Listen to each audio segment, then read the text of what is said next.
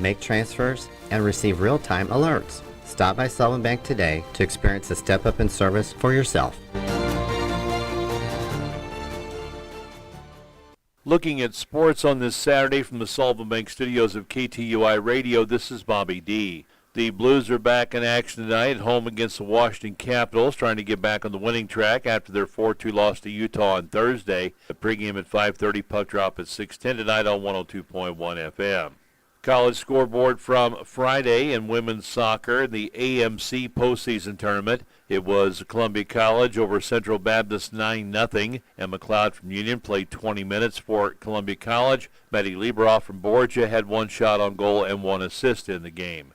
William Woods blanks Williams Baptist 4-0. Aubrey Golas from Union, 73 minutes in the game on defense for William Woods. Missouri Baptist beat Stevens College 3-1. Abby Layton from Pacific logged 13 minutes of action. Gabby Matley from Borgia in goal for Missouri Baptist with one goal allowed and one save. At the MWC Conference Tournament, it was number 2 seed Lawrence University over number 3 Grinnell. 1-0 Lawrence advancing to the championship game on Sunday. In volleyball, Missouri Western over Central Missouri, 3-0. Holly Helt from Herman, 9 kills, 2 aces, 4 blocks, and 15 digs for Missouri Western. Her former high school teammate, Grace Winkleman from Herman, had 2 assists and 17 digs for Central Missouri. Missouri men's basketball won their home opener last night, a 77-62 victory over Howard University, securing their first win of the season, evening their record of 1-1. 3 Tigers in double figures. Tamar Bates had 17, Mark Mitchell 16, and Anthony Robinson II put up 13 points. Missouri S&T fell 86-64 to Southern Illinois in an exhibition match last night. It was Adam Rickman from Borgia, 2 points, 2 rebounds, 2 assists for S&T. And Illinois College defeating Webster University last night, men's basketball 70-60. Women's basketball, Truman State defeated Cedarville University by a score of 74-61 at the GLVC GMAC Challenge. UMSL defeating Roosevelt 78-51. Abby Peterson from Sullivan poured in 6 points, 6 rebounds, and 2 assists in 22 minutes of playing time for UMSL. And Wartburg over Westminster 60-46. Allie Bullock from St. James had 1 rebound, 1 assist, a steal, and 2 blocks for Westminster. And the cross-country results yesterday from the AMC Conference Championships at Hannibal LaGrange. The women's 6K run, William Woods finished first as a team. Missouri Baptist was second. Columbia College third. Michaela Gibson from Owensville and William Woods was the conference champion again, taking first place. Maya Duncan from Missouri Baptist and Washington High School graduate is fourth. Other finishers, Sydney Grubb from New Haven and William Woods was 22nd. Amy Schreck from Union and William Woods was 23rd. Kaya Wyrick from Owensville and William Woods was 33rd. In the men's 8K, it was Columbia College taking first place. William Woods was second. Missouri Baptist third. Ethan Bliss from Washington and Missouri Baptist finished 16th. Nick Hunkins from Pacific and Columbia College was 27th. Peter Giles from Herman and Columbia College was 33rd. And Dayton Skaggs from Sullivan and Crowley's Ridge College finished in 47th place. 2 former Owensville Dutch girls were honored at the AMC Cross Country Championships on Friday. Michaela Gibson named the AMC Women's Runner of the Year for the 2nd straight year after capturing the cross country title again this year for William Woods. And junior Kaya Wyrick from Owensville was named the William Woods 2024 Women's Cross Country Champion of Character. Congratulations to both of those young ladies. College schedule for today, Missouri Tigers hosting Oklahoma, a big matchup, 6:45 tonight at Memorial Stadium. Pregame coverage starts at 4:45 on KTUI 94.1 FM and 1560 AM. Missouri State looking to keep their winning streak alive as they go to Murray State at 1 o'clock. Baker at Mid-American Nazarene, Central Methodist at Benedictine, Oberlin College at Denison University are all 1 o'clock kickoffs. Iowa State takes on Kansas in Kansas City at Arrowhead Stadium at 2:30. Rice at Memphis at 8 o'clock tonight. Missouri S&T at Indianapolis. Missouri Baptist at Graceland. Quincy at Southwest Baptist all get going at 1 o'clock today. Truman State at William Jewell at 3. Minnesota Morris at Westminster at noon. And William Woods at Missouri Valley College at 1 o'clock today. Men's basketball, Culver Stockton at UHSP at 3 o'clock. Lewis and Clark Community College at St. Louis Community College at 3. Women's basketball, Culver Stockton is at Hannibal LaGrange at 1. Truman State takes on Ursuline University in Cedarville, Ohio at that GLVC GMAC Challenge at noon today. Wisconsin Parkside will be at UMSL at 1. Westminster takes on Bethel at the Wartburg Tournament at 1 o'clock today. Central Methodist is at William Woods at noon. Women's soccer today in the MWC Conference Tournament at Lake Forest College. Championship match is Lake Forest against Lawrence at 1:30. Volleyball today, Central Missouri at Northwest Missouri, Maryville at Missouri S&T, Stevens College at Central Baptist, all 3 o'clock starts. Missouri Southern, Missouri Western gets going at 6 tonight. Men's wrestling, Central Oklahoma will be at Maryville for a dual meet, 7 o'clock tonight. St. Ambrose, Westminster, and St. Andrews are at Missouri Baptist for a quad meet at 9 o'clock. Ohio University at Michigan State for an open at 9:30. And Tiger Style inviting Kansas City. SIU Edwardsville wrestlers will be there starting at 9 o'clock. Women's wrestling, Grandview finishes up action at the Bill Farrell Memorial in New York, New York. At the Waldorf Open in Forest City, Iowa, Central Methodist and Grandview competing. And Quincy and Simpson will be at the Luther College Open. Cross country, the NJCAA Division I, II, and III National Championships being held in Richmond, Virginia. Local qualifiers from Crowder College and Mineral Area will be there. And the NCAA Division II Midwest Regional in Romeoville, Illinois. Missouri S&T has some runners competing there. Looking at the college schedule for Sunday in men's basketball, Avila University at St. Louis University at 3 o'clock. Missouri S&T takes on Ohio Dominican at 12 noon, and Rhodes College at Webster at 4 o'clock. Women's basketball Sunday, Norfolk State at Missouri at 2 o'clock, Tulsa at Missouri State at 2. Women's soccer, the A10 Tournament Championship will be at St. Louis University as the Billikens host UMass at 12 noon. Truman State will play Maryville at 11 a.m., Illinois Springfield at McKendree, UMSL at Rockhurst at noon. That's in the GLBC Women's Soccer Tournament. And in the SoCon Tournament, Sanford at Western Carolina for the championship on Sunday. In men's wrestling, Central Oklahoma will have a dual meet at McKendree at 2 o'clock. Local scoreboard from last night, high school football, the game we broadcast on 102.1 FM. Pacific puts an end to Sullivan's season with a convincing 42-20 victory over the Eagles. The Indians advance to the district championship, and they will take on Gateway, the top seed, as they just did get by Union 14-13. Union scored a touchdown late in the game, went for the 2-point conversion and got stopped and lose it by 1. Class 2 District 2, Herman over St. Pius X out of Festus, 26-19. They will host Bowling Green next Friday for the district championship as Bowling Green routed Jefferson R7 60-12. In Class 3 District 2, Lift for Life Academy put an end to Borgia's perfect season with a 42-2 win over the Knights, and that puts an end to Dale Gildehouse's 38-year career coaching at Borgia. Class 3 District 5, Stratford, the top seed, beat St. James 42-20. In the other semifinal, it was Mount Vernon over Mountain Grove 35-21. Class 5 District 2, Washington pulls the big upset, downing top seed at Eureka 14-13. Washington will travel to Lafayette for a matchup in the district championship game next week as Lafayette beat Summit 49-7. In volleyball, Class 2 semifinals last night, it was Bishop LeBlond over St. Vincent, 3-0, and Fairgrove took down Herman 3-0. St. Vincent and Herman play at 2 o'clock today for third place. Boys soccer, Class 2 District 2 championship at Clayton last night. That's the district Sullivan was in. Number 1 seed Clayton beat Priory 1-0.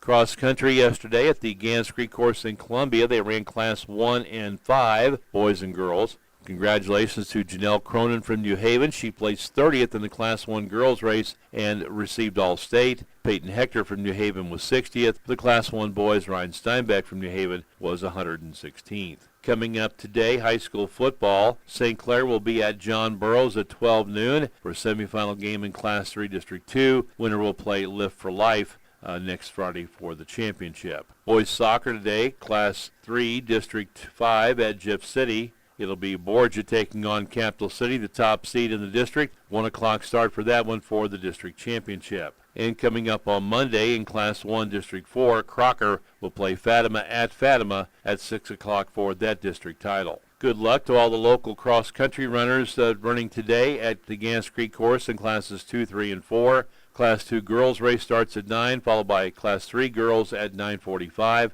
Class 2 boys at 10:30, Class 3 boys 11:15, Class 4 girls at noon, Class 4 boys finish up at 1 o'clock. The Bourbon Youth Athletic Association will be having their monthly meeting coming up on Sunday. That'll be at 5:30 in the Crawford County R1 School District Bus Garage, and all members and anyone interested are encouraged to attend. Sports on the air, we have Mizzou football today, 4:45 pregame as they take on Oklahoma. It's a 6:45 kickoff. Coverage on 94.1 FM and 1560 AM. Blues hockey tonight as they host the Washington Capitals. Pregame at 5:30, puck drop at 6:10 on 102.1 KTUI FM. That's your look at sports on this Saturday from the Sullivan Bank Studios of KTUI Radio. Have a great day, everybody. This is Bobby D. We are broadcasting live from the Missouri Baptist Sullivan Hospital Know Your Numbers. Well, it's the annual Know Your Numbers health fair, and Rachel Tamiro is with me. And Rachel, you're with the ambassadors. Yes. What is your position with the ambassador? So I am the ambassador board liaison for the hospital. So I help put on all the events, run the events for the ambassador board. So we do have our annual dinner auction event coming up February the 15th. It's going to be at the Sullivan Eagles Hall. This year, it was a little hard to pick a theme this year because last year's theme was so big. The Gatsby Gala, a lot of people dressed up in the theme. But this year, we're doing Kentucky Derby, and it's off to the races with MBSH because we are off to the races of just continuing to build all of our service lines at the hospital. But yeah, it's going to be February 15th. All the save the dates have went out, but invites are getting ready to go out. We're going to have tables and of course our great live auction, silent auction, live dessert, silent dessert, all the great things that night at the Sullivan Eagles Hall. So, Rachel, you've told us before, but what do the ambassadors do? So the ambassadors is a great group of people, local people within our community. They raise funds for the hospital, and all of those funds that we raise then go back into the hospital to purchase needed items for departments. We did just purchase more items this year, and we purchased around $125,000 worth of equipment. And another great thing about the dinner auction this year, if you're ever interested in what the ambassadors do, we're actually in the process of making a video. It's our first ever ambassador video, and it's going to showcase all the things the ambassadors have purchased for the hospital over the years. It's going to have Lisa that's going to be speaking in it. She's going to give us a little history of the hospital and how the ambassadors came about. Jane Maston's going to have some in it, and then some of our patients and a lot of our employees who have benefited from the ambassadors. So it's going to be a great way for all the people in the crowd that night too to see where their money's going. All right. And what's the date on that? That's going to be February the 15th. All right. And if you're wanting to go. Yeah, if you're interested, be looking for your invite. It should be coming out in the mail. But you can give me a call at 573-860-7951. Or my email is rachel.tamir@bjc.org. Okay, Rachel. So recently, I don't know, it's been 6 months ago or so that you took on orthopedics. Yes, yeah. The beginning of the year. So I took over our orthopedic department. So we have Dr. Paul Furwin, who comes down to Sullivan. He's here on Tuesdays, Wednesdays, and Thursdays. Tuesdays, he does procedures in the OR. Wednesdays and Thursdays are his big clinic days. So we're currently able to do a total knee, a total hip, and we're doing some knee arthroplasty surgeries at the hospital as well. So if you're in need of any of those services, let us know. Again, you can call us at that 573-860-7951. A lot of people in the community I know have already taken the advantage of seeing Dr. Furwin. He's really ramping up his surgeries. Okay. He's doing multiple procedures every Tuesday. Doing them here? Doing them here in Sullivan. Wow. Yes, yeah, we're doing them here locally. It's so nice. Patients can come, they spend the night, and they get to go home the next day. So, great service, and it's really close to home. But I've heard nothing but great remarks about him. People love him. And so if you're in the need for orthopedic, give us a try. All right, Rachel, it's always good to talk to you. And send Sierra over here. I will do. Thank you. All right, thank you. That's Rachel Tamir with the ambassadors. And she's also she's in charge of the orthopedics now. And we've got Sierra coming over here, and she's going to talk about the Children's Advocacy Center. She's on her way. Yep, I see her. So, hi. Hello. So let me see if I can get this. It's Sierra Hagendobler? Hogan very close. Oh man.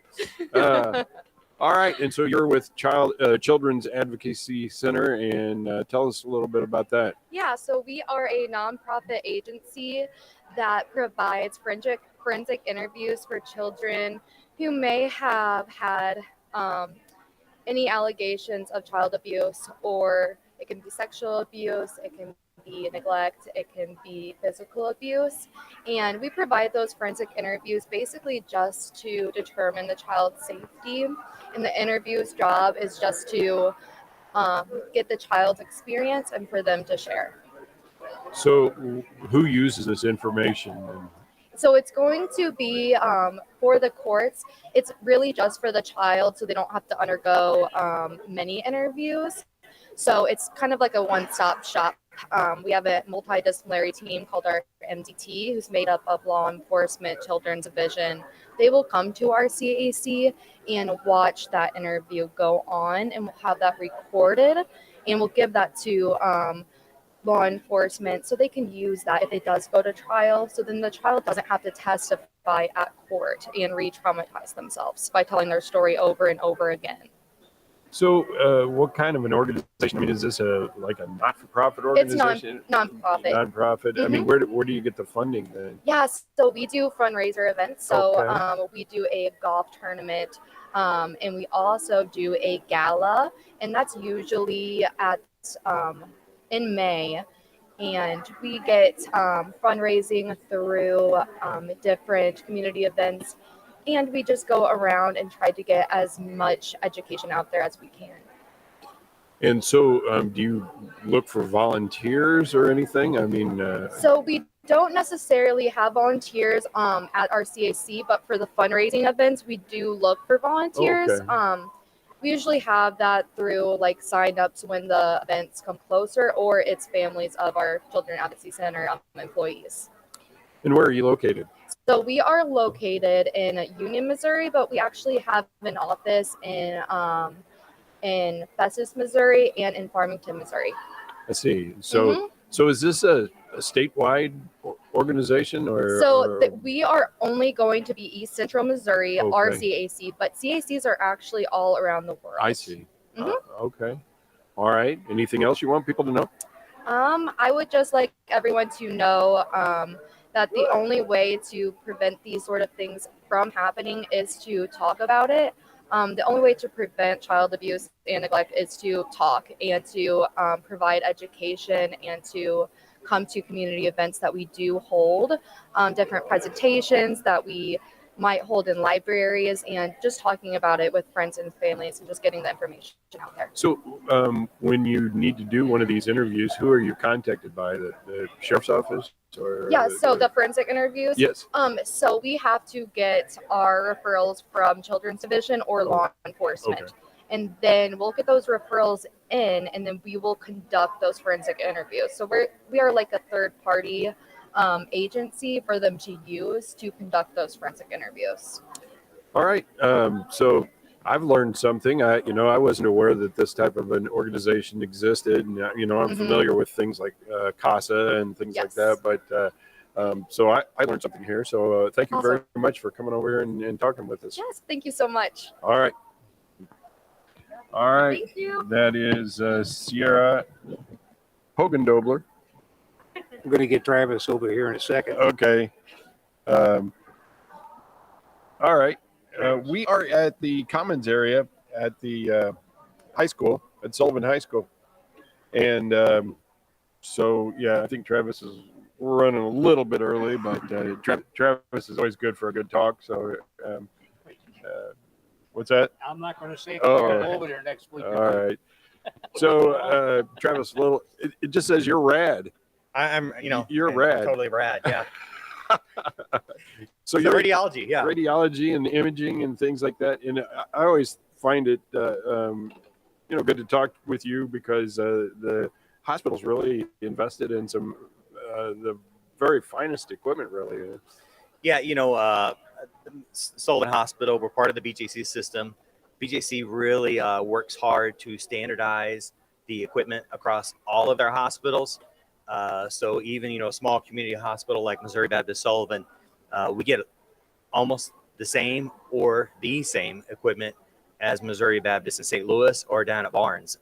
So we try to standardize the equipment. There's an advantage to that in that we have the same quality across the entire system, and that staff are basically the same across all systems. So I can take one of my staff members, they can go down to Barnes Hospital and work, they can go to St. Louis and work, or one of their people come out.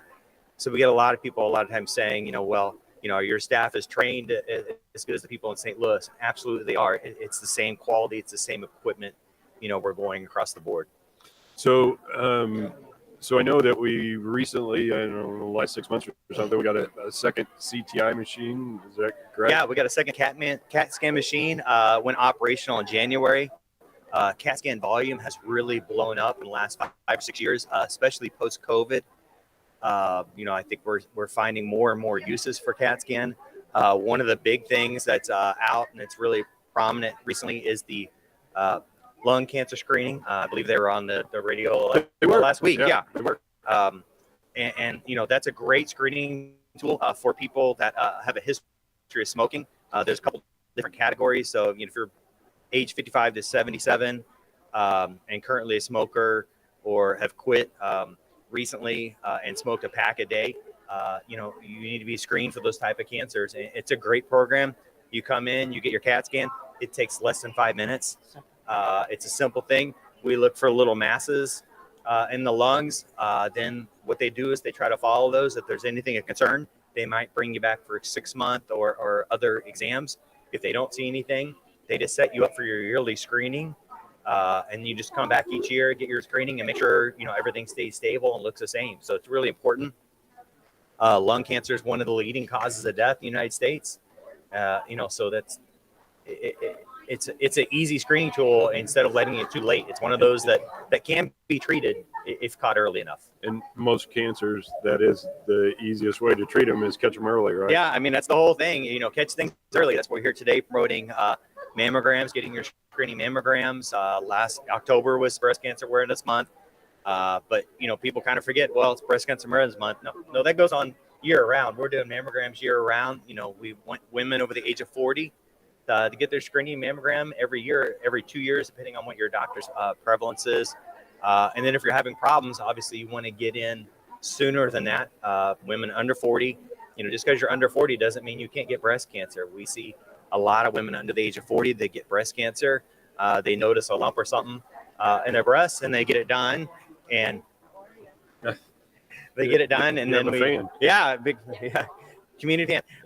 They get it done and we find out, unfortunately those lumps that are under women under 40 tend to be more cancerous and more aggressive than the ones that we find after the case. So, Travis, you and I have talked before about how the CAT scan machines have, gotten better over the years, and now they're to the point where a lot of times when they need to be upgraded, they can do it with software that you don't actually have to change out the machine or whatever. But let's talk about X-rays a little bit. How has X-ray progressed over the years? When I started X-ray over 25 years ago, we were using film, running it through wet processors, much like camera film used to be done. Yeah. Then they came out with computer radiography, which is like a plate system that the X-ray tube would expose the plate, and you would still run it through a machine, but it was really fast and higher tech. Now we're in digital radiology. We don't have to run it all. As soon as we shoot the X-ray, it shows up on the screen immediately. Super high quality. You got to think of it in comparable to phone technology over the past couple of years with your camera phones. How it used to be, you shoot on a camera phone, it's all pixelated. You couldn't zoom or mag up. We have all that functions now, much higher than your phone capacity even at this point, to where we can break it down by pixels and zoom and invert and do all kinds of things with the images. It helps them detect things. The biggest thing that's out right now, everyone's talking about AI. There's a lot of computer software out right now, AI generated, that can assist the radiologists and the doctors on diagnosing. It uses algorithms to look for things on the images and highlights those areas, especially mammography and CT. That's a big thing that they use. And it just kind of one of those, hey, alert, look at this. The human eye is only trained to be so well, and humans cause errors. So can computers and software. But it's a second set of eyes that's not a person sitting there looking at it for you and letting it go. So, I remember when I was a kid, I broke my arm or something like that, and I had to have an X-ray, and I think I had to wear some kind of a lead line thing or other, and now I don't see this too much. My wife broke her wrist, they just came in and shot her with something. I mean, has that technology gotten better? I mean, does it use less radiation now, or what? It does. Yeah. The software is so much more developed that we don't have to use as much radiation to create even a better image that we had before. Mhm. That's a crazy, part is like, well, do I need more radiation to get a better image? Not in this market. In fact, CAT scan has gone down so much that we really used to worry about people getting repeated CAT scans over and over. Okay. It's still a cause of concern. You don't want to do it all the time, but it's one of those things that it's much more regulated. It's much lower dose for general X-ray. If you're getting a general X-ray, you're getting about the same exposure as you would at walking outside or riding home on a sunny day, as far as radiation. Now, as employees, we wear radiation badges because we're doing it all day long, every day. Right. Yeah. But for the regular patient, that exposure, recently they actually pulled back. They actually don't like it. Don't recommend shielding as much anymore, unless it's over the kind of the fertile areas of the body. Yeah. More for kids and stuff anymore. It's just not a practice. So MRI, I'm sure it's come a long ways too, hasn't it? It is. MRI's come a long ways. We just got a new MRI scanner about 2 years ago. It's a 1.5 Tesla scanner. It's got a little bigger bore, and what I mean by bore is everyone talks about going in the donut. Yeah. It's a little bigger donut hole per se, a little heavier weight. Again, the technology and the software on that and the AI on those machines is much higher. Our current MRI is about 30% faster than our old MRI, so they picked up the speed. Again, that's a technology advancement. As technology increases, obviously most times time goes down. We're starting to see some progress for looking at using MRI to do breast screenings in the future. That's going to be something new that comes out next year for breast density. That if you meet certain criteria, they may start recommending MRIs of the breast as opposed to some other modalities that we use. We do MRI breast now, but usually it's for someone that's got a mass or had a history of breast cancer. But I think we're going to start seeing that probably in the next 5 years. You're going to see that really explode, probably to the point where we're going to need another MRI at our hospital Oh, really? in the very future. Yeah, we're already planning for it. BJC is doing great. They got a big planning committee, and they're like, this is one of those things that's a concern for us because are we going to handle all this new volume coming in? So obviously it takes more people and more equipment. So do you have to have a doctor's order to get these things? Yeah. So X-ray, CAT scan, MRI, nuclear medicine, ultrasound. You do need a doctor's order for those exams, much like a prescription. So screening mammograms, you do not have to order for. You can schedule those yourself, and that's on a yearly basis. Insurance usually covers 1 year, every year. And so if you have it in October, then you can get it in October the next year. If you do it in September, when you had it in October, they may say, please wait till October. So you want to wait your year. If you're having a problem with your breast, though, you do need to see your doctor. We need in order to do what's called a diagnostic mammogram. And that's where we're doing a more detailed mammogram, doing a lot more images.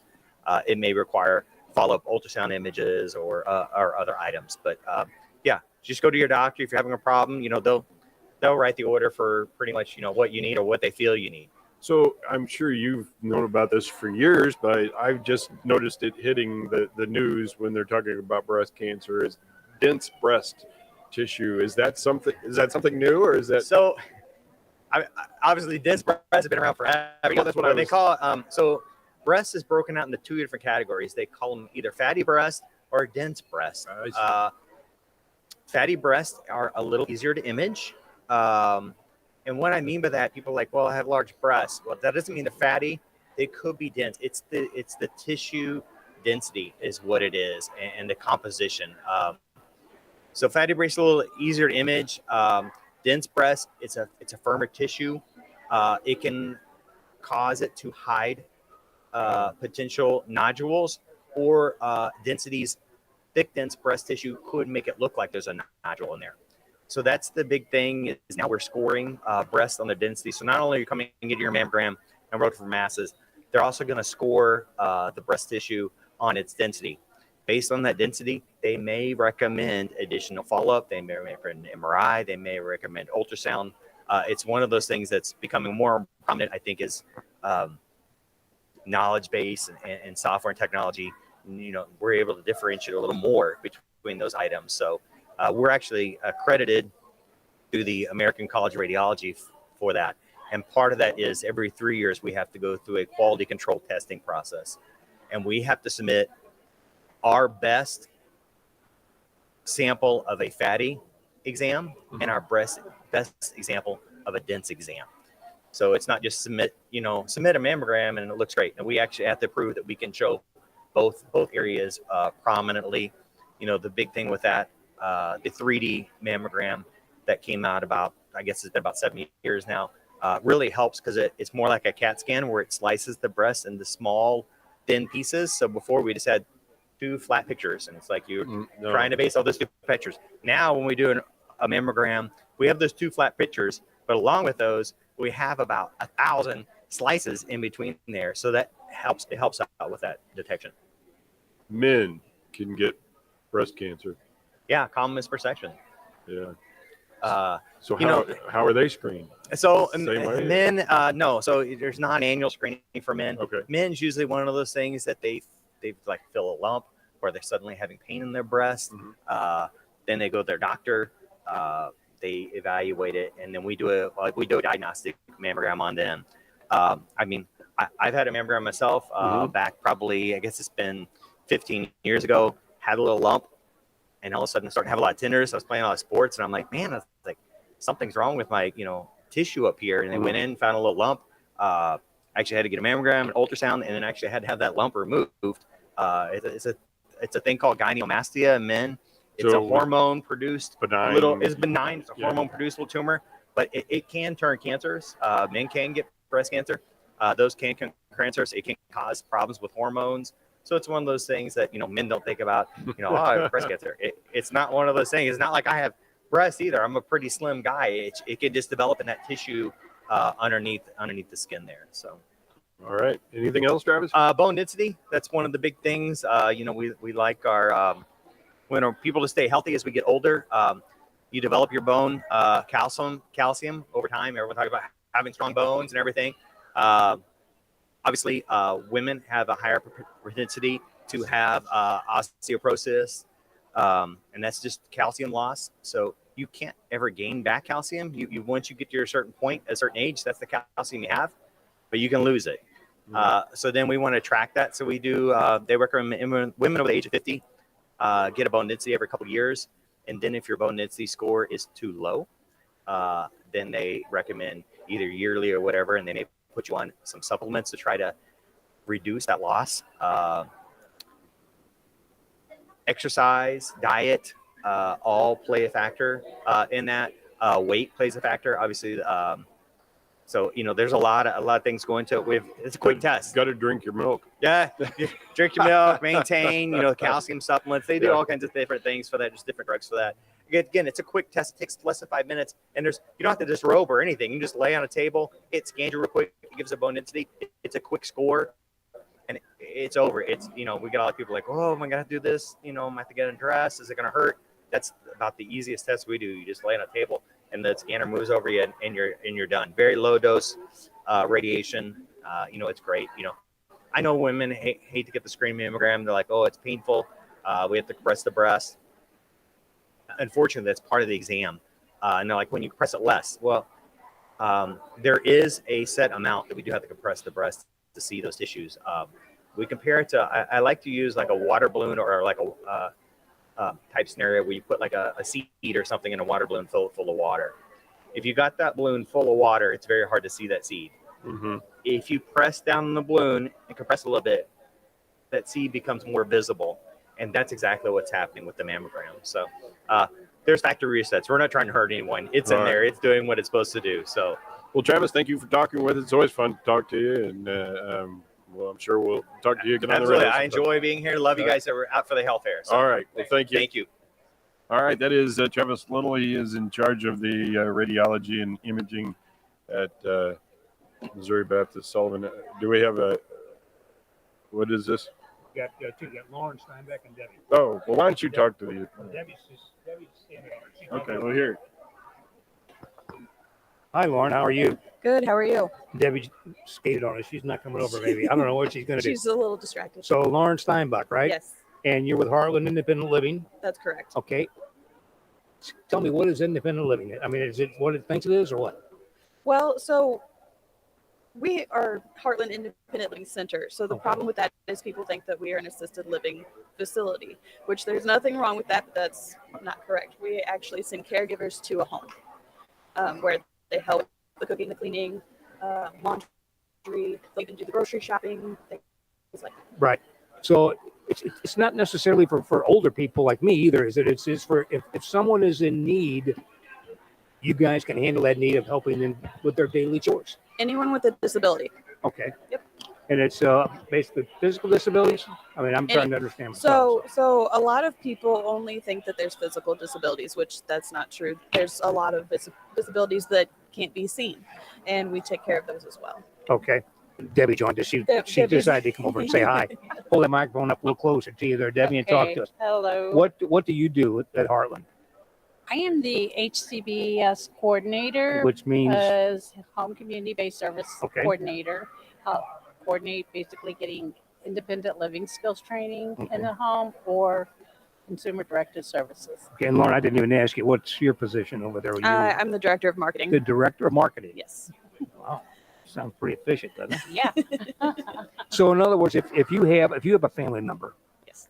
now is this and they're in need of in-home help, Mhm. they would contact you, or does this have to go through a doctor referral, or is it just the family contacts you? They can contact us directly. How do they do that? They can call us at our phone number, 573-861-2273, or they can walk into one of our locations. We have one in Owensville.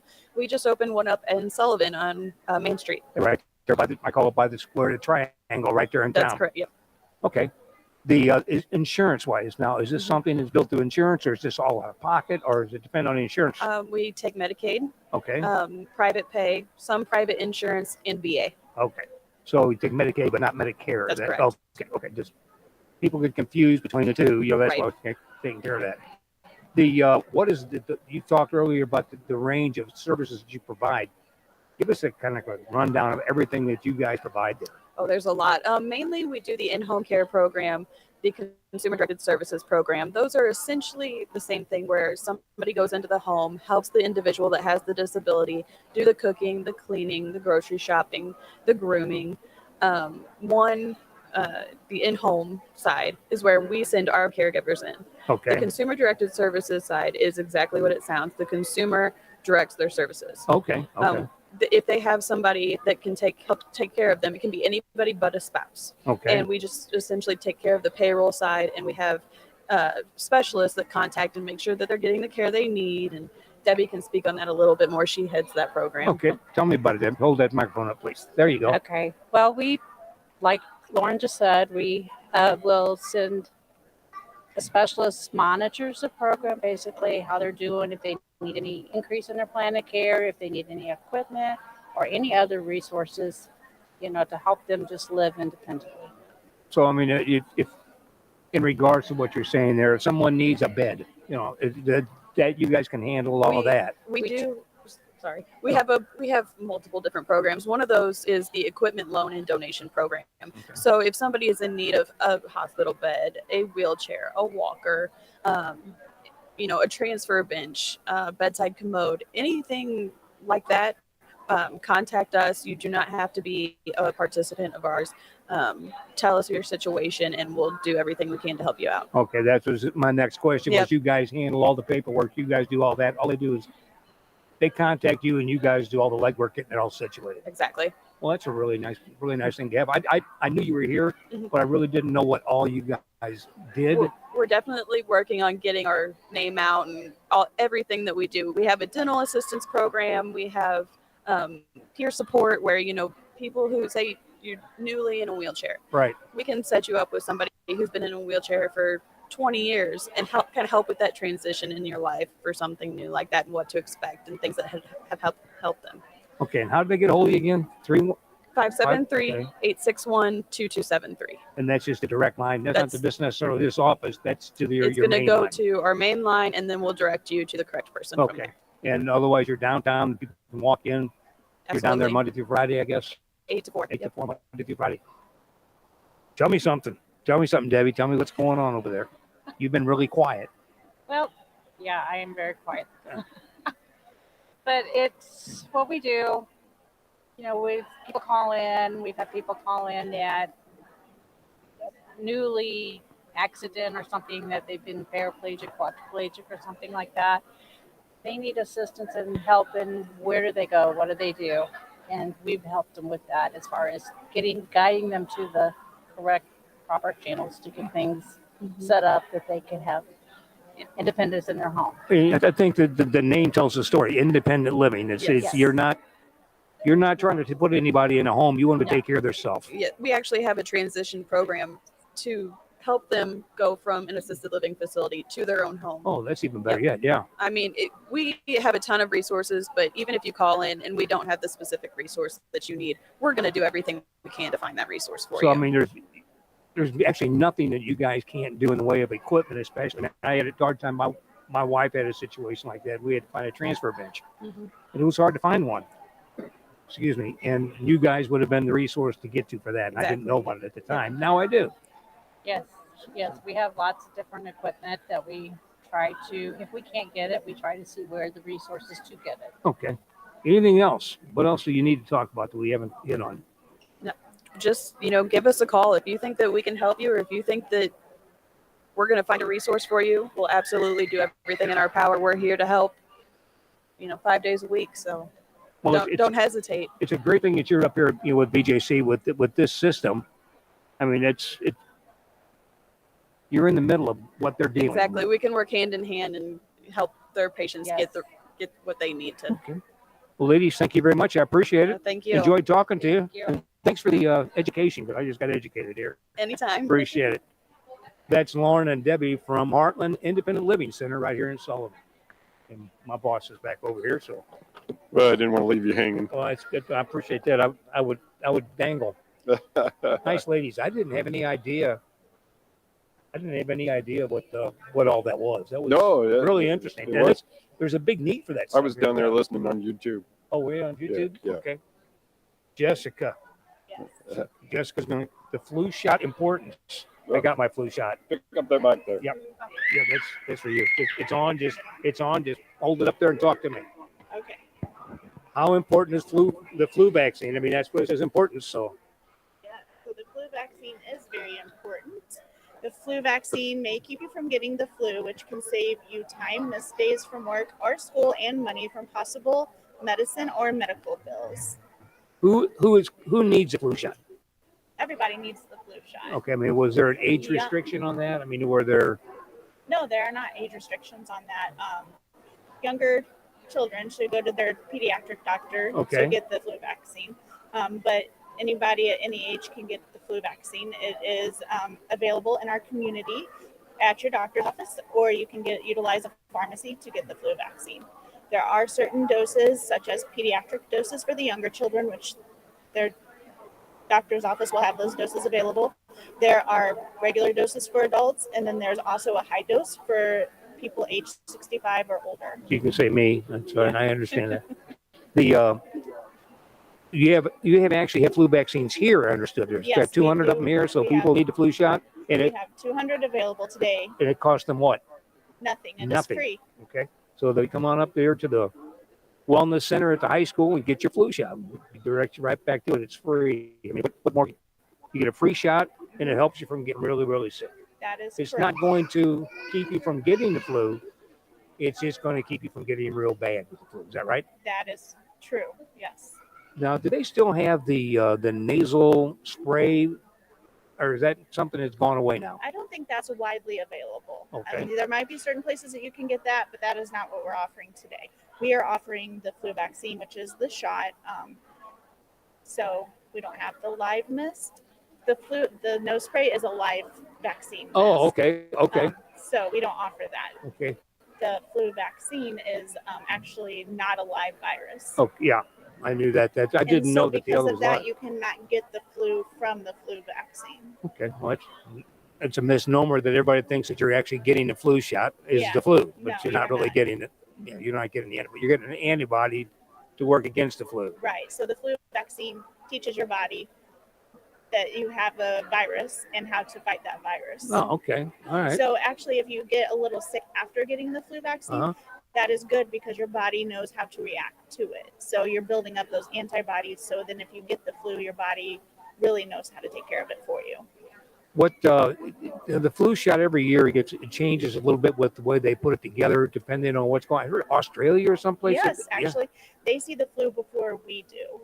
So we base it off of what they're seeing, and that's what travels across the sea, if you will, to us. So whatever strains they have over there is what we put in our flu vaccine here. Oh, okay. Well, it's kind of. I don't think a lot of people. I didn't know that when I first started. I thought, well, that's kind of strange. Yeah. I do know that. Well, I shouldn't say I do know. I found out when I get my flu shot the first week of October every year, and that if you keep your arm as loose as possible, it doesn't hurt. That it does help. If you can relax it as much as possible, and you're not tensing that muscle, then that muscle which is where we give the flu vaccine in the muscle, will be less sore afterwards. Yeah, because I'm a baby, and then, I don't like needles. Yeah. But that was they did a really good job with me. I had very low, a little stiffness, but not bad at all. Yeah, that's mostly what we're hearing from everyone today is that, did you already do it? Because I didn't feel that. Yeah, did you have a lot of people come in today and get them, or some? We've had a few, not as many as we thought, but there are some people coming in Well, still. it's pouring down rain outside, and people aren't getting out, but this is the time really to get out. Yes. While it's raining, just walk in here, you're dry, get everything checked, get your flu shot, get your blood pressure checked. That's correct. What else are you going to do on a rainy day? Exactly right. Now, are there any other vaccines that I know you don't have them here, but is there other vaccines that they should get that you guys handle, that you guys recommend? So I would recommend everyone to just talk to their primary care physician about what is right for you. At different ages, you get different vaccines, even in the older population. So I would just ask your doctor at your next appointment if there's anything that you should be getting. Have we missed anything you need to talk about? If there is, please bring it up. Just that it's very important for everyone to get the flu vaccine because it can reduce the risk of flu-associated hospitalization as well as the spread to others. So really, that's the idea behind the flu vaccine, especially our more delicate populations, such as very small children, babies, and older population as well. We're really protecting them. They can't handle the flu virus as well as somebody in the middle of those two. Yeah, age with stronger groups. people. Yes. So we really want to prevent the spread to them as well as protecting ourselves if we do get the flu. I did have one other question. Just thought about it. I was told, and this may be, just a wives' tale. I don't know. But I was told that the flu vaccine itself only lasts like 90 days. Is that a misnomer? It is. So it lasts about 6 months, and that's generally how long our flu season is. We're starting the flu season right now, right? So we're already seeing flu cases. Right. So it starts about now, and it goes until about April-ish.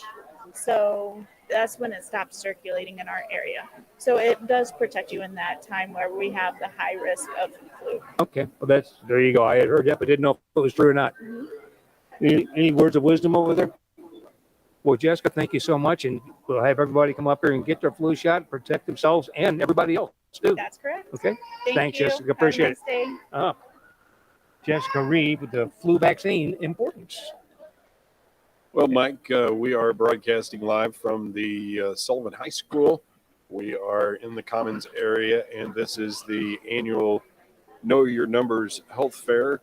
Put on by Missouri Baptist Sullivan Hospital, and looks like you have another guest. Elizabeth Hellman. Yes, that's correct, me. right? Correct. From the Wound Care Center. Yes. I've been lucky. I haven't had to visit you in the Wound Care Center. Well, that's a good thing. We're plenty busy right now. Good for business. Hate to hear it for our patients, but luckily, Sullivan, we do have the resource of wound care and hyperbarics. And Dr. Barber, and I understand Dr. Barber is the one that takes care of wound care? Yeah, she's there 2 days a week. Okay. And then Lisa Nelson, she's a nurse practitioner. Okay. She is there the days in the clinics that Dr. Barber is not. Now, why would someone, and what does wound care actually do? A lot. Okay.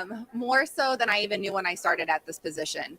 So wound care, really any break in the skin is a wound, right? So we focus on the chronic wounds. So anything that's after, say, 4 weeks, if it's not healing or showing some type of healing or not healed completely, absolutely a good time to come see us. Can see us from day one if somebody really wants to. Mm-hmm. And then looking at what is keeping that wound from healing. That's our main job. And then, of course, to address those factors and get that patient to the heal point.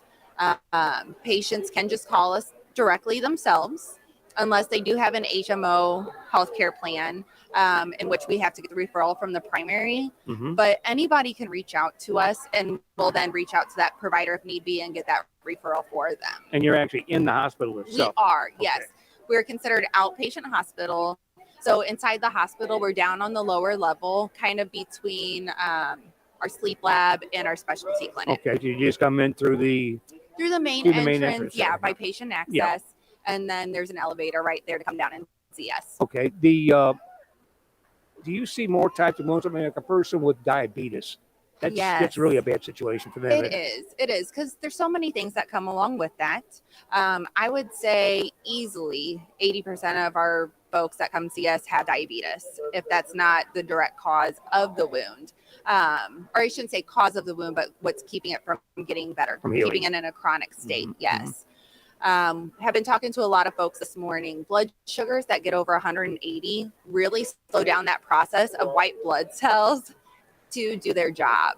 So those folks tend to get infected quicker and remain infected. So we really do monitor blood sugars while those folks are in our care to help make sure that they're on their best path to healing. And another terrible thing that comes with diabetes a lot of times is neuropathy. Right. That numbness and tingling. The numbness, folks might kick, we were talking again earlier, the bed frame. Yeah. You know, we all have a bed frame usually underneath of our beds. So easy to run into and cause an injury and may not even realize it happened. And so then suddenly they realize maybe there's a little spot of blood in their sock or something of that nature. Shoes that don't fit. Spring and summertime, we see a lot of footwear injuries because people switch over to socks, or from socks and shoes to sandals, right, or go barefoot. Our feet are rubbing, getting blisters that can turn into something more than that as well. Is there anything that a person can do that's with this? Usually, you were talking about foot care, you know, in that situation. Is there anything a person can do to protect themselves from that, or is there just normal stuff? I would say normal stuff. You know, really, at least what most people consider normal stuff, and maybe don't realize it. Looking at those feet every day, it seems second nature, simple. We put on our socks and shoes every day, but do we really look at our feet? Probably not. Some of us can't see them. Well, that's the thing, you know. So it does sometimes take a mirror or somebody else in the home to help you do such. You know, looking especially around the toes, the heels, that are more prone to getting hit, nicked, you know, hitting something, getting an injury. But even in between the toes, you know, something kind of gets caught and you don't feel that something was in your shoe. Right.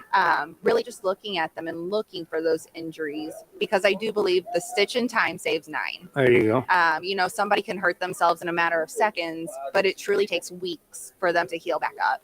What are some of the therapies and the things you do in wound care? I mean, there's some. We do all kinds of fun I'm stuff. talking about, you know, just the general synopsis, you know. Sure. So somebody would come into our clinic. We would measure the wounds, try to determine what caused the wound and why the wound's not healing. So definitely trying to manage those things. But traditionally, we'll start by picking out some type of wound dressing, something that doesn't dry the wound out, something that doesn't keep it too wet. So we have a big closet full of all kinds of fancy things. That's kind of standard. Then things we look at, if it's on the foot, we talk about casting. So most people think about casting and broken bones, but in wound care, it's kind of a forced compliance to keep the person off of that foot if that foot has an injury. Okay.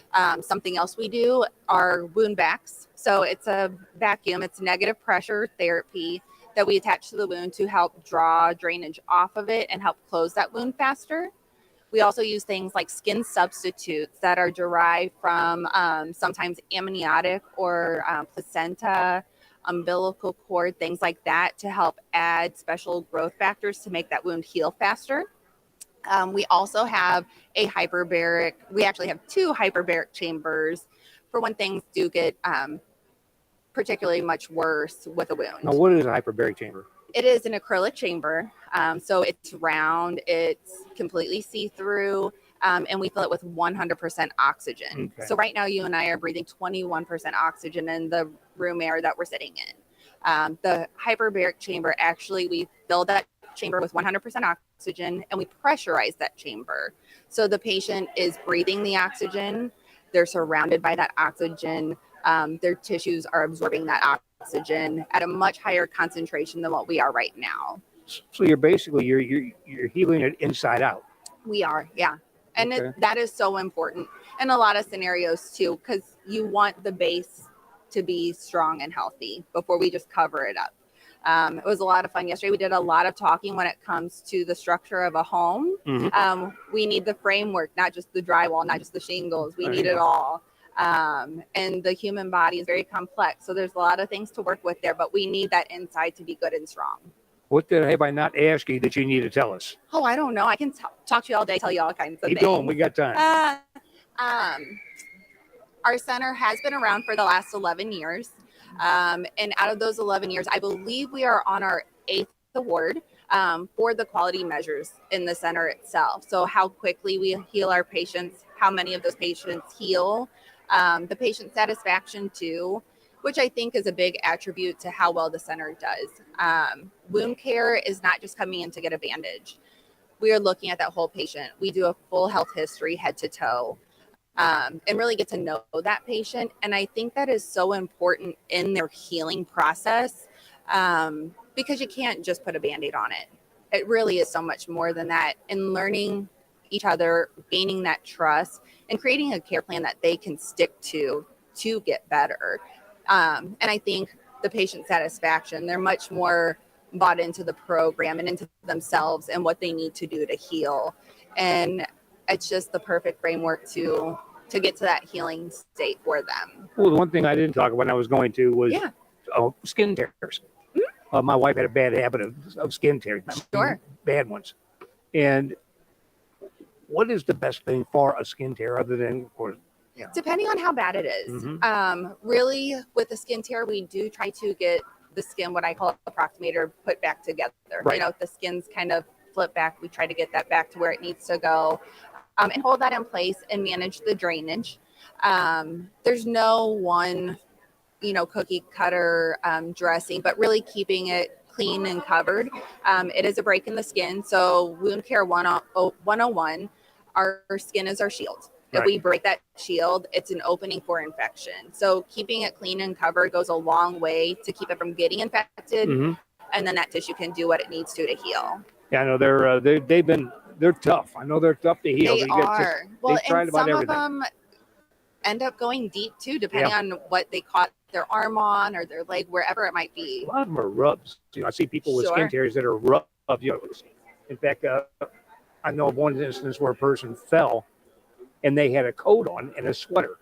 Sure. And the sweater actually caused the skin tear because it rubbed. It pulled it. Yeah. So clothing, it can go either way. Sometimes by wearing long sleeves for some folks, it helps because sometimes that sweater or that long sleeve shirt Padding. will take, that abrasion will take that friction, whereas it's not their skin. But sometimes if it then grabs onto the skin to cause that friction and shearing, it's kind of a case-by-case basis. What do your activities of daily living look like? Some people are more prone to it, or just knowing how you react to things. And that's what you're there for. It is. Now, how do they contact you? One more time, Elizabeth. How do they get you? Absolutely. So anybody can call our center. Our telephone number is 573-468-1997. They can call directly.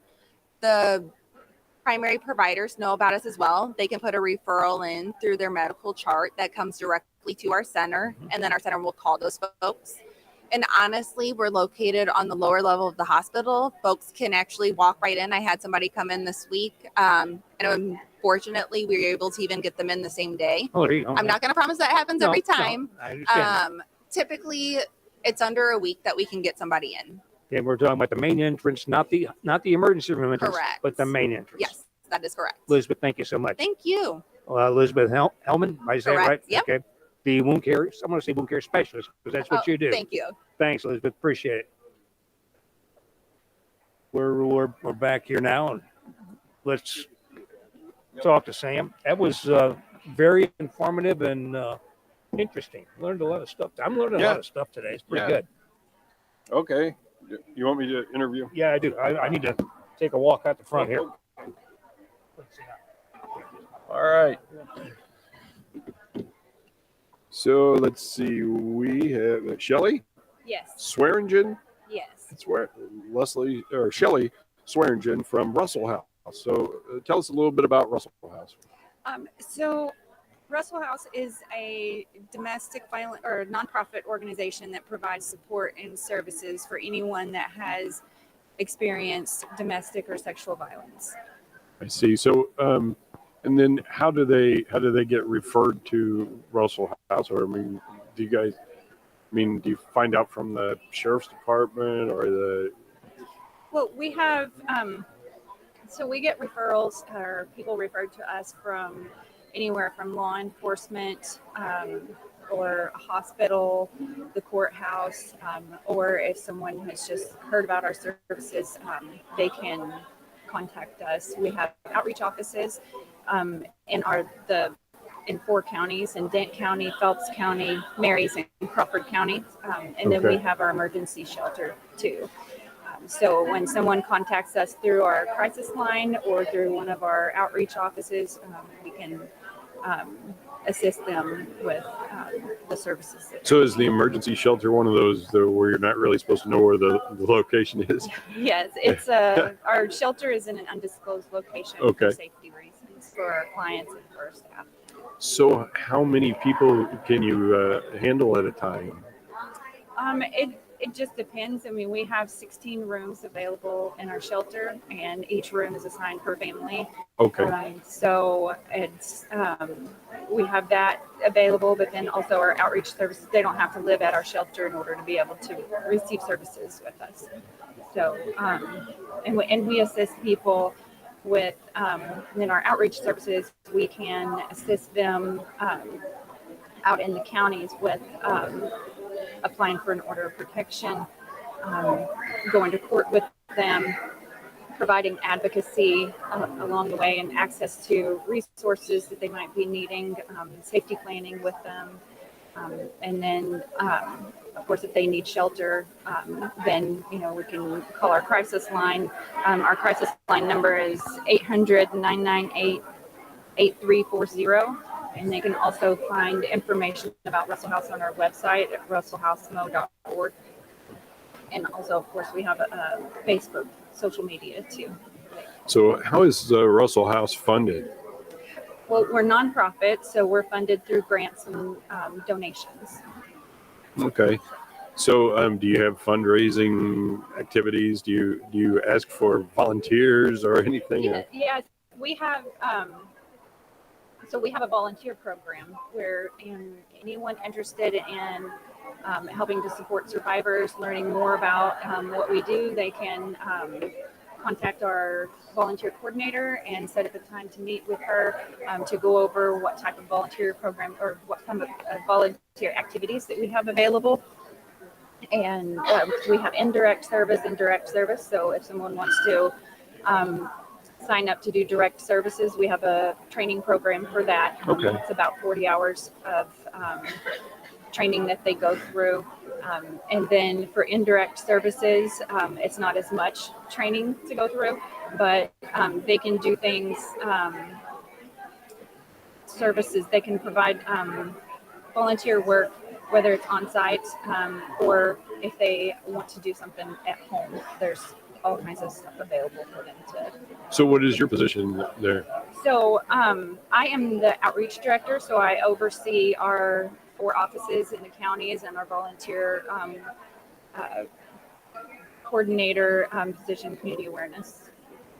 So, I was, I guess it's been a year or so ago that I was made aware that Franklin County didn't actually have a place like this, and that, So do you guys ever take in people from Franklin? Because I was told by the sheriff's department that they have to sometimes take them to Warren County or somewhere else.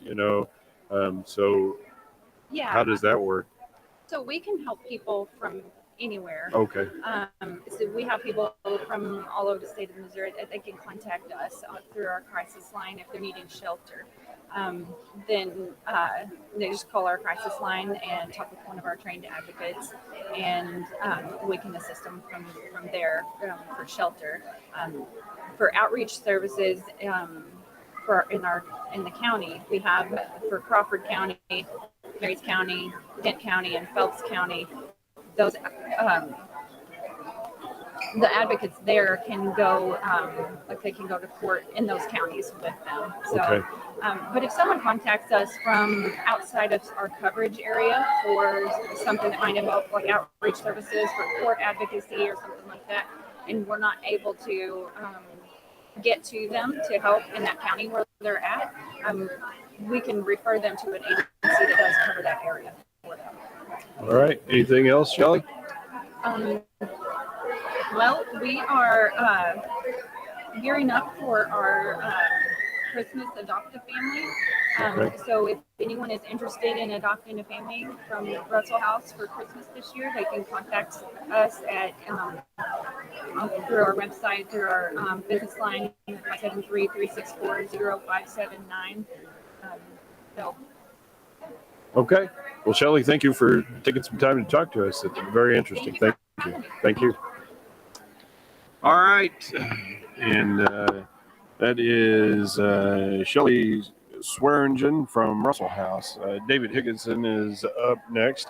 And we're a few minutes ahead of we're running a little bit ahead of time. So some pretty informative stuff. Yeah. And there's starting to be some more people coming in here. Yeah. We are located at the Commons area at the Sullivan High School. And you know what? There's a lot of stations here. They're not all Missouri Baptist. No. There's some other things like we just talked with Russell House, where there was the Children's Advocacy Group. Compass Health is over here. Dentist down here. Is A it dentist? Yeah. Yeah. Yeah. Did you get a tooth Sullivan pulled? Dentistry? Yeah, Mike. Yeah. He'll probably take care of you. All right. Well, David, you can go ahead and sit down if you want. There we go. Here's an interview that always puts me to sleep. Yeah. Come on. No, David Higginson was with the sleep lab here at Missouri Baptist Sullivan Hospital. How are you doing, David? I'm doing well, thank you. So tell us a little bit about the sleep lab. Everybody else tells us they, get all kinds of new equipment, CTs and things like that. Do you get any new equipment in the sleep lab? Well, we do have a new home sleep study unit. Oh, we like, and it's a little bit more high tech than our older units. The Okay. older units, we still use those too. They're fine, Oh, yeah. But, so we're able to test you at home. That's appropriate for some people. Some people should probably come into the sleep lab too, but we leave that up between the doctor and the patient. So is most people, when they think of sleep studies, they think of sleep apnea. Is that the only thing that you guys test for? Or? That's primarily what we test for. Yeah. Are there other things that you could find? We can, in an in-lab sleep study, we can see how fragmented your sleep is. It could be from restless legs. Restless legs could sometimes keep people awake. Sometimes restless legs can be indicative of some other health problems that you can discuss in your physician. So sometimes people just need to adjust their sleep habits. Other times, I find that, if somebody has pain, that'll interrupt their sleep. But you'd be surprised at the people that come into the sleep lab who don't think they have sleep apnea, but we test them and they do. So that's really the main thing that we see. So, I always thought that only people that were overweight or something like that had sleep apnea, but that's not the case at all, is it? Not the case, we see people all ages, skinny people, heavy people, sleep apnea. really, it's probably more prevalent in people that are middle-aged and overweight, but younger people can have it as well. I remember years ago, I worked up at Christian Hospital over 20 years ago now. I guess I did a little just as needed work up there. And I had a 15-year-old kid that came in, skinny, and I remember he had terrible sleep apnea. And I was surprised. I was fairly new to the field then. I was surprised that he had such bad sleep apnea. But so that showed me, you know, that it really can affect people of all different ages and size. Right. So besides being tired or whatever, not getting good sleep, what medical problems can that cause? I have some notes here. It's one of my favorite forms that I'll hand out to people. But let me just kind of go over this here. It can cause high blood pressure. It can put you at risk for cardiovascular diseases such as a heart attack, heart failure. It can put you at risk for stroke. It can even cause insulin resistance, which can result in type 2 diabetes. Mood disorders such as, you know, you're not sleeping well, so you can be more depressed, more anxious about different things in life, which really affects the quality of your life in and of itself.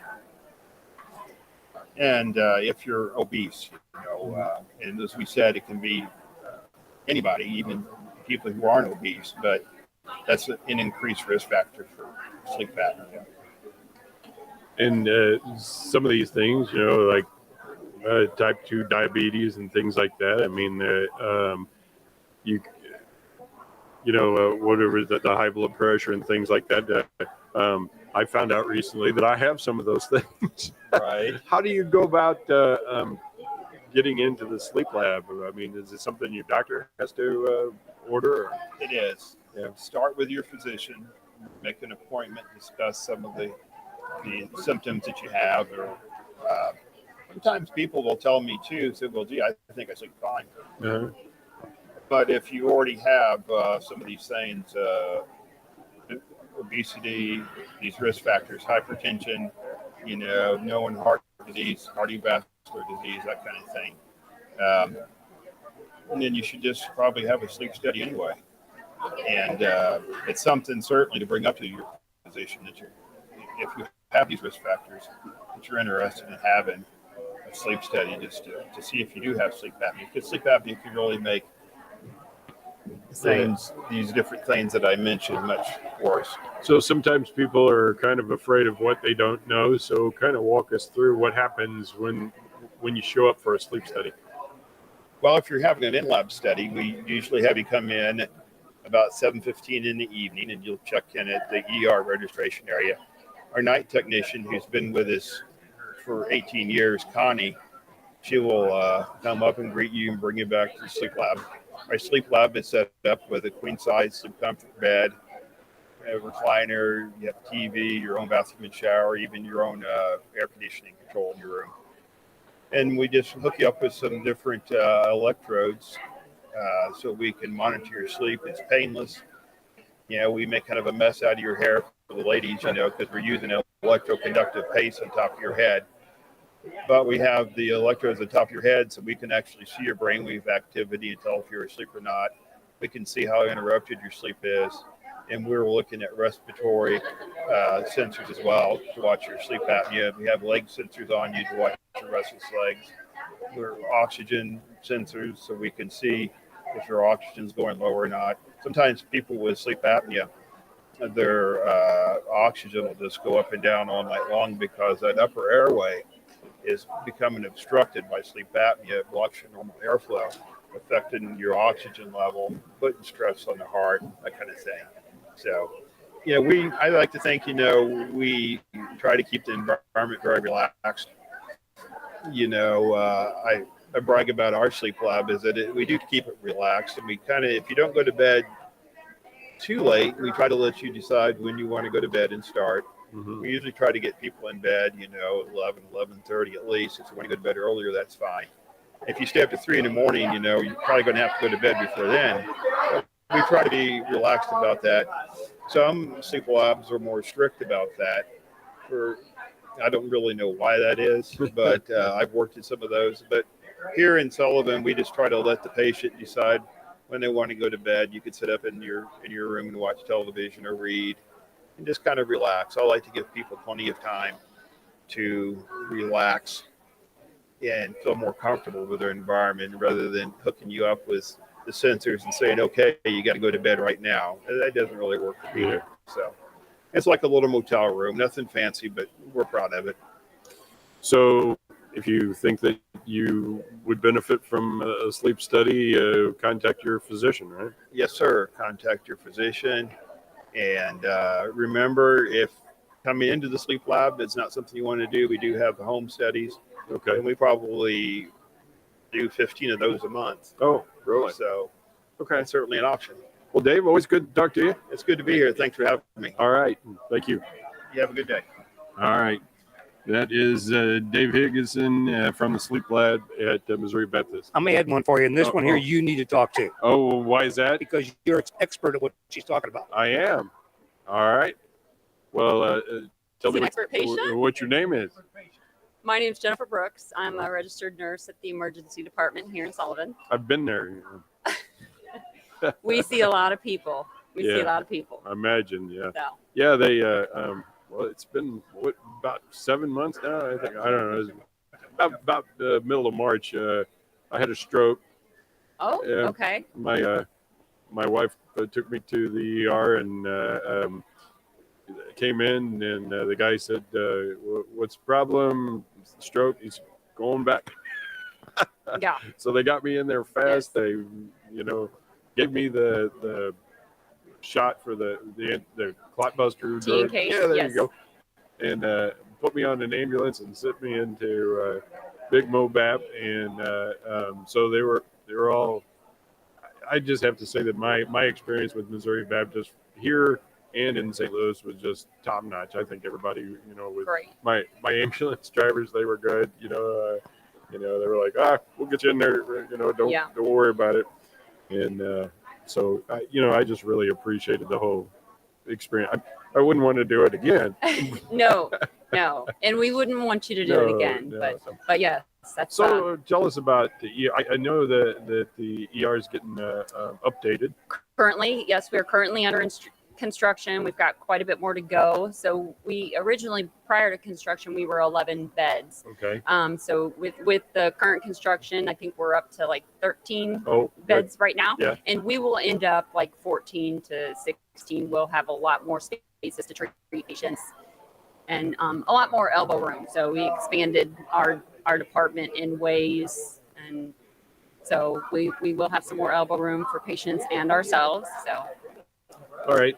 So what, we're right here on Interstate 44. So we did a lot of accidents.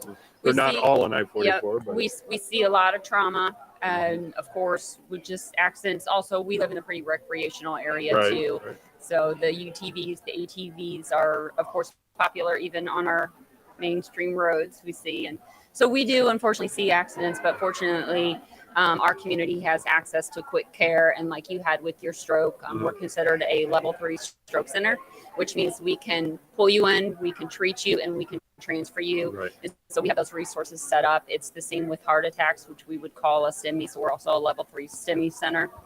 And all of our physicians, all of our nurses, all of our secretaries are trained to handle those situations, recognize and handle them in the quickest manner possible.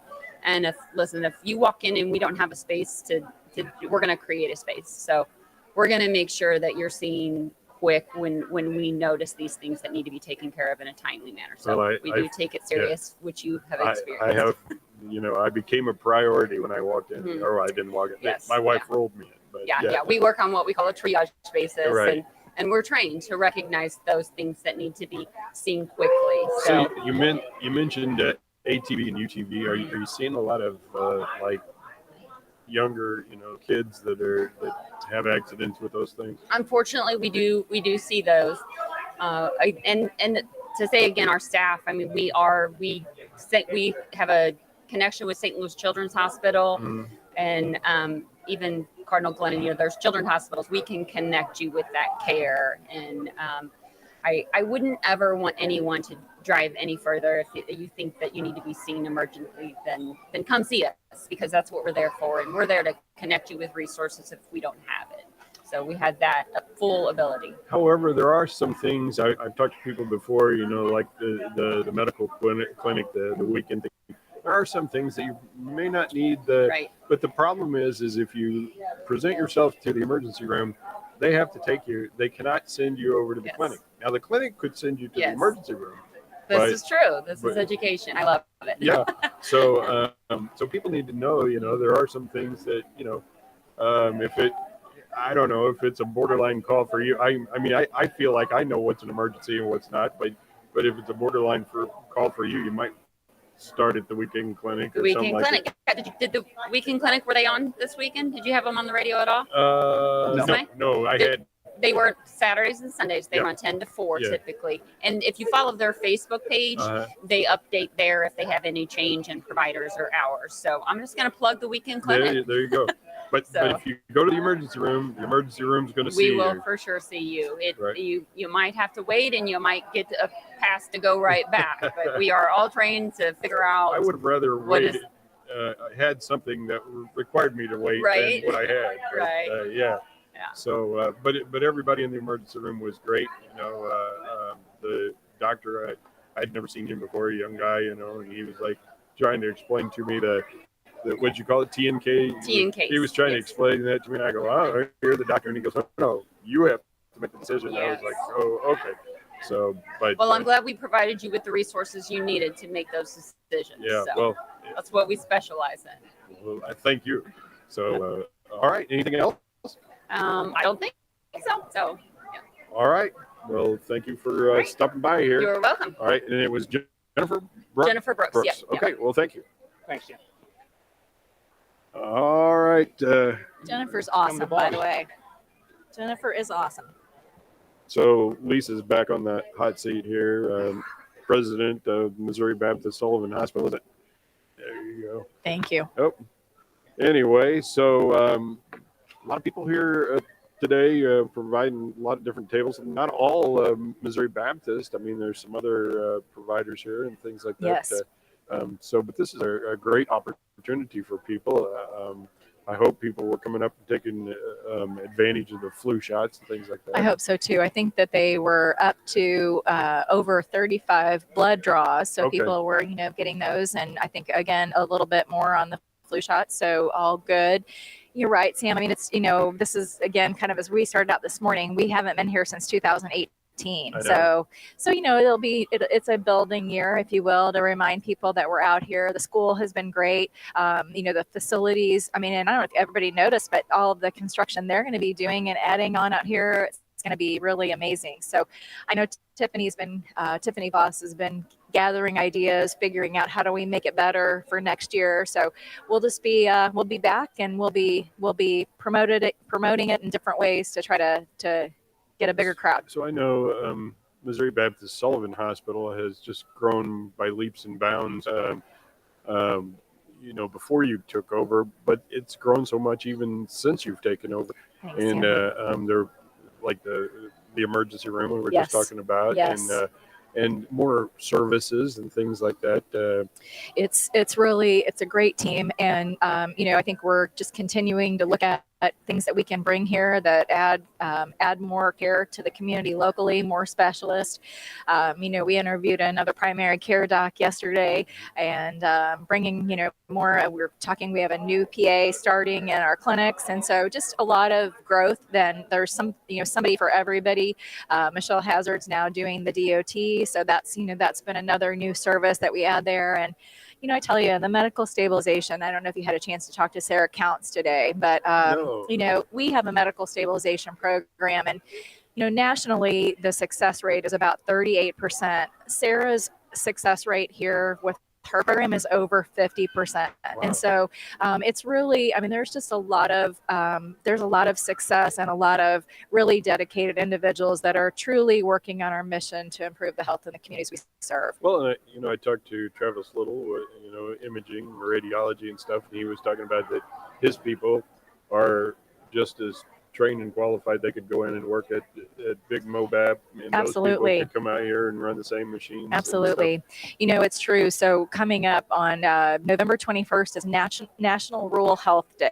So, you know, not everybody wants to practice and be in a rural area. And yesterday when we were interviewing this new doc, Dr. Barbin, who's been here for 17 years, Yes. Dr. Jackson for 15 years, Dr. Sarah Pelly for 15 years, and all of them, this was their first job out of residency and they didn't leave. Yeah. And so I can't remember. I was talking to somebody that said that one of the doctors referred another. Dr. Tan, she Yeah, brought Dr. Howe, the surgeon, and Dr. Ong, the pediatrician. Well, so that's I gotta mean, say something about absolutely. You know, I think there's no better and stronger endorsement than having somebody who, you know, you are going to school with, that you want them to kind of work at the same place that you work at. So I mean, it's amazing. It truly is a team effort.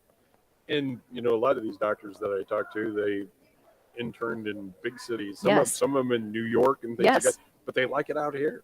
You know, They do. And when we were interviewing this doc yesterday, who came out from Minneapolis, around the table, he asked them. He said, "You know, do you have any challenges?" And they were like, only just to try to get the patients the resources that we need, you know, but they're very happy in what they do. So it's a great community. You know, we're really fortunate to be part of BJC, very fortunate to have the team, and very fortunate that these professionals, even that are all out here getting their Saturday morning, you know, who wants to get up at 6 o'clock in the morning? But they care about the community. It's, you know, it's genuinely, you know, trying to be the very best we can be for our community. Well, and you know, it kind of amazes me that not really amazed me, but I'm glad that that people that go to school in the area, they go off, become professionals, and they come back here. It's so true. I was talking to one of the young ladies here who wants to go to PA school, but she said, I want to come back here and be a PA. I said, well, come see us. We would love to hire you back. And we're talking to another couple of local students that are finishing up their PA degree. And so hope that they join our team. And you know, it's great as you look at all these composites here, and everyone was reminiscing and, you know, looking, and, you know, I think it's a great story Sullivan has. You know, Sullivan High School has produced a lot of really smart and intelligent people that are giving back to the community that raised them. Yeah. Yeah, I saw you flipping through the composites there. Ours is down there in the hall. Yeah, we had to go down, down to the alumni hall. Yeah. But no, it's great. So is Missouri Baptist hiring for any other positions? We are. I mean, we have right now, I mean, we have about 30 openings. You know, really it's in a, you know, couple of different areas. We're really heavily recruiting. We have, you know, as you know, Dr. Fruin's here doing orthopedics, but we're, and he's great. But we are looking for a full-time orthopedic. We actually have a gentleman coming to interview. We have 3 other primary care openings, and we have 2 OBGYNs. So we have a very big aggressive recruitment on the provider side.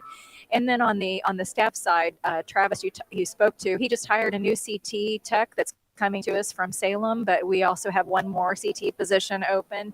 And then, you know, a few of the nursing positions, there's a few nursing throughout the house. But I mean, again, Carmen and her team do a great job with recruiting, and really a wonderful program through East Central. No one. Carmen was in my class. Yes. She's what, director of nursing? She is the VP of nursing. VP. Yes. And, you know, just oversees also the outpatient departments. But, you know, we were one of the first ones to start, and under Carmen's leadership, the Earn While You Learn program. And so it's great to get these, you know, these younger students in and give them exposure to what we have, and in hopes that they will, you know, take a full-time position with us. I know East Central College is always very complimentary of Missouri Baptist. It's a great partnership, and I think that's, you know, it's Heather Sluice is one of the, you know, she's one of the people here doing cholesterol checks. Heather really runs a great program. I mean, you know, you just can't say enough about. I could go table to table and just say the amount of servant leadership and just tremendous investment in bettering our community. It's really a wonderful group. Very, very honored to be part of it. And I don't know at what point or whatever, but I know that those East Central students, a lot of times they can work at Mobap while they're taking classes. They right? do. Many of them actually, as they're going through their program, you know, we're already identifying them for, you know, taking positions as they're finishing school. So it's great. There's a lot of school partnerships, with even some of the other schools, and we'd like to do more of that. We did this year the first ever healthcare camp for 8th graders, and so Kathy Reed oversaw the introduction to that.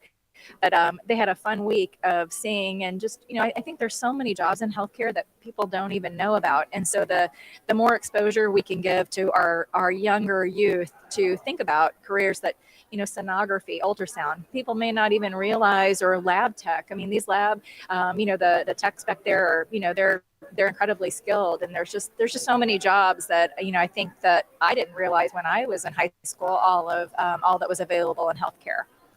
And what was that? I can't remember what they called them. When I was in the hospital, I had a technician or something that worked under the nurses. Probably had a patient care tech. Maybe that's what yes, it was. Yeah. And they are incredibly vital. Saw a few of our patient care techs out here today, and it's they support the nursing staff so that the nurses can do kind of the higher things that need to be done. But those patient care techs are developing relationships, and they're critical to the overall care that we provide. And I know there was a little while when I wasn't allowed to get out of the bed without somebody watching me, and so it would take time for the nurses, they might be doing something more important somewhere else, and No, that's what we say all the time, and you see that it really is one team. You can't have a whole house of nurses or doctors. It takes every single position. I think about our EVS department. This week we had a new employee orientation, and I asked one of the nurses, what do you think makes what's been great about the hospital? And he said it's the cleanest facility I've ever been to. And I just give shout out to our housekeeping department. They work tirelessly to try to keep it clean, and just they do a really great job. Well, I know the lady over in the therapy, boy, she's great. Yeah, she must drink too much coffee because she's on the move all the time. She takes so much pride in what she does too. It's really, really wonderful. All right. Anything else? No, just thank you guys again. Thank you for your support, your service. We're, you having us out every week to hear about the services and talk about it. And, it's truly very appreciated by all of our staff. So thank you for all the time you give us. Yeah, well, and you need to thank David too, because he keeps me straight. Oh my gosh. He just went David part-time? is, David. What? He went to part-time. He did, Oh my gosh. good for him, part-time. I know his other half is here taking pictures. He's not David, but it's Kelly, and she does a great job too. Well, I can't remember. I went to the hospital, and what's that been, a year ago or something like that? Yeah. He passed me on a knee scooter. Yes. I was like, Yes. Yeah. David and I were both on the scooters Oh, together. were you? David had, fallen off a ladder, and I fell down the stairs. oh no. All right. Well, Well, Lisa, thank you guys. Thank you All very right. much. Have a good day. See ya. All right. I think things are winding down here at the health fair. And Mike, I need to switch chairs with you because I'm going to have to put programming back on after we're gone here. Okay. Now come over here. You got that one you can talk to. Get your eyeballs. Yeah. So I think they're starting to They're tearing stuff down. here. But folks, this was a great opportunity for you to do so much. Find out more about things at Missouri Baptist Sullivan Hospital. And We're just so lucky. I mean, I think I don't so. think people realize, and I know not everybody is happy about everything. Oh no! But we are so lucky to have this place. If I'm going to take you for example, I mean, the chances of you making it when you had your stroke were minimal had we not had this place here. Well, yeah. I mean, it's seriously. I mean, that's the way it is. Yeah, that's about the truth of it. Yeah, and they took care of Kathy. Just tirelessly took care of Kathy. I mean, you can't thank them enough. I can't anyway. Well, Michael, I think we're going to wrap things up here from the Commons area at the Sullivan High School, the Missouri Baptist Sullivan Hospital Know Your Numbers annual health fair. And imagine we'll probably be back and do it again next year. Sounds like a winner. All right, let me see if I can get us back on the air here from here on KTUI AM 1560.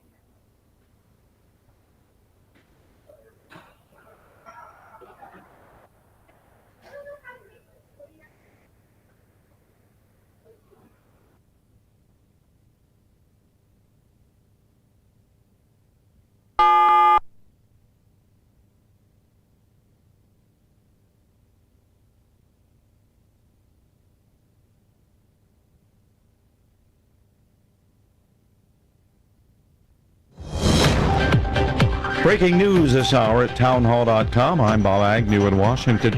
Julie Walker reports Democrat Jackie Rosen has won re-election to the U.S. Senate from Nevada. U.S. Senator Jackie Rosen of Nevada has won re-election, securing a battleground seat. The Democrat won her second term over Republican challenger Sam Brown, who was endorsed by President-elect Donald Trump. Rosen was one of several vulnerable Senate Democrats defending their seats with control of the chamber hanging in the balance. By the time the last votes were being counted in Nevada, the GOP had long since won control of the Senate and now stands at 53 Republican senators to 46 Democrats. I'm Julie Walker. Early this morning, the Associated Press also called the state of Nevada for former President Trump in the presidential race. That returns that state and its 6 electoral votes to the Republican column for the first time since 2004. The nation's leading pro-business group says it worked hard to help secure this week's GOP victory. We did it with door knocking, phone calls, mail, what have you. And the issues that resonated that we were talking about are the ones that moved the election. They were inflation, the cost of living, Bidenomics failing people.